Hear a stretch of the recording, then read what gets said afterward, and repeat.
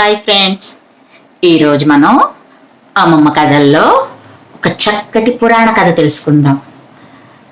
ఇది దేవి భాగవతంలో ఉన్నటువంటి చక్కటి కథ, చమత్కార కథ. కాబట్టి ఇలాంటి వాటికి రీజనింగ్ ఉండదు. కథ మనల్ని మోటివేట్ చేయటానికి. ఇప్పుడు మనం కథలోకి వెళ్ళిపోదాం. మధుకైటభుల విచిత్రమైన కథ ఇది. అనగనగనగనగా ఒకరోజు విష్ణుమూర్తి ప్రళయం పూర్తయిపోయిన తర్వాత మర్యాకు మీద పడుకుంటాడు కదా, అలాగ విశ్రాంతి తీసుకొని తీసుకొని తీసుకొని అలా నిద్రపోతూ ఉంటే ఒకసారి చెవుల్లో దొరద పెట్టిందంట. అనుకుంటాడంట. అలా అనుకుంటుంటే వెంటనే అతనికి దేవుడు కదా, ఈ చెవిలోంచి ఒక రాక్షసుడు ఈ చెవిలోంచి ఒక రాక్షసుడు కింద పడ్డారంట. వాళ్ళిద్దరూ అలా పడడంతో అంత పెద్ద భయంకరమైన ఆకారాలు ధరించారంట. విపరీతంగా అలర్ట్ చేయడం మొదలు పెట్టారంట. ఆ గొడవకి విష్ణుమూర్తి లేచారంట. ఎవర్రా మీరు, ఎక్కడి నుంచి వచ్చారు, ఇంత అల్లరి చేస్తున్నారేంటి, మీరు ఎక్కడ పుట్టారు, ఎవరు కావాలి మీకు అని అసలే నిద్రపోతున్నాడు కదా పాపం. ఆయన అలిసిపోయి చిరాకు పడుతూ అడిగాడంట.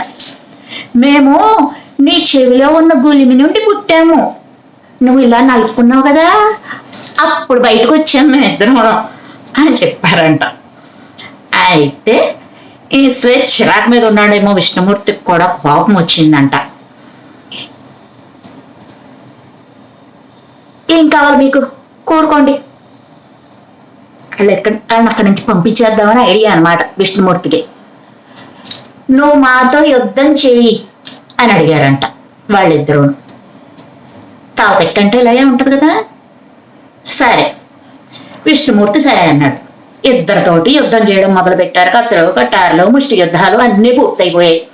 వేళ్ళకేళ్ళు గడిచిపోదని వాళ్ళు నెగ్గట్లేదు, విష్ణుమూర్తి నెగ్గట్లేదు. ఇదేంట్రా భగవంతుడా అనుకున్నాడు. ఆయనే భగవంతుడైనా సరే దీనికి సొల్యూషన్ కనిపెట్టాలి అనుకున్నాడు. వెంటనే ఆగండి, ఒక్కసారి కూర్చుని సమస్యను సామరస్యంగా పరిష్కరించుకుందాం అన్నాడంట. అప్పుడు ఏమన్నాడంట, నేను మీతో యుద్ధం చెయ్యను, నేను కాసేపు విశ్రాంతి తీసుకుందాం అనుకుంటున్నాను, కాబట్టి మీకు నేను ఒక వరం ఇస్తాను, కోరుకోండి అన్నాడంట. నువ్వు మాకు వరం ఇచ్చేదేంటి, నువ్వు మమ్మల్ని గెలవలేక కదా ఇలా కూర్చుని మాట్లాడుతున్నావు, అంటే నీకంటే మేమే గొప్పవాళ్ళం, నువ్వే కోరుకో, ఏం కావాలంటే కోరుకో, మేమిద్దరం ఇచ్చేస్తాం అని ఇద్దరు చెప్పారంట. అదే కదా విష్ణుమూర్తికి కావాల్సింది, దాన్నే విష్ణుమాయ అంటారు. వెంటనే విష్ణుమూర్తి ఏమన్నాడంటే, ఓకే నేనే కోరుకుంటాను. ఎక్కడైనా సరే ఎక్కడ ఎదగాలో తెలియాలి, ఎక్కడ తగ్గాలో తెలియాలి అని ఒక పవన్ కళ్యాణ్ మాట ఉంటుంది చూడండి, అది విష్ణుమూర్తి అప్పట్లోనే మనకి ఈ కథలో చెప్పాడనమాట. అలాగా నాకు వరం ఇస్తారా మీరు, సరే ఇద్దరు నా చేతుల్లో చచ్చిపోండి అన్నాడంట.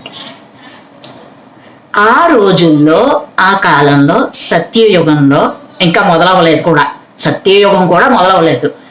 ఒక ధర్మం అనేటటువంటిది ఉండేది, అది ఎవరైనా పాటించేవాళ్ళు. ఇచ్చిన మాట నిలబెట్టుకుందాం అనుకున్నారు అంతే. ఇద్దరు ఇచ్చేసారు కదా మాట, నిలబెట్టుకుందాం అనుకున్నారు. కానీ ఒక కండిషన్ పెట్టారు. నువ్వు ఇలాంటి కోరుకున్నావా, సరే అయితే ఇంకా భూమి పుట్టల ప్రళయంలోనే ఉంది, నీళ్ళల్లోనే ఉన్నాడు విష్ణుమూర్తి, అందుకని మమ్మల్ని నీరు ఎక్కడైతే ఉండదో అక్కడికి తీసుకెళ్ళి చంపే అన్నారట. అప్పుడు విష్ణుమూర్తి, ఓ ఇదా మీ కోరిక, ఓకే తీరుస్తాను, మీ కోరిక ప్రకారమే మిమ్మల్ని చంపుతాను, సరేనా అన్నాడంట.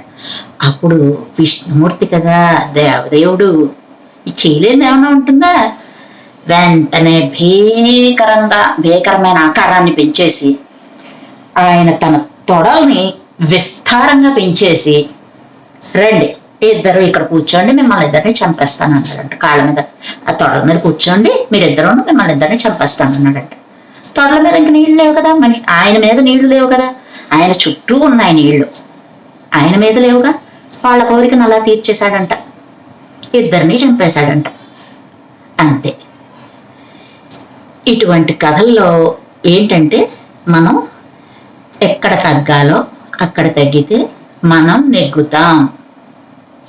ఇదే ఈ కథ నీతి. కథ కంచికి మనం ఇంటికి. కథ బాగుందా?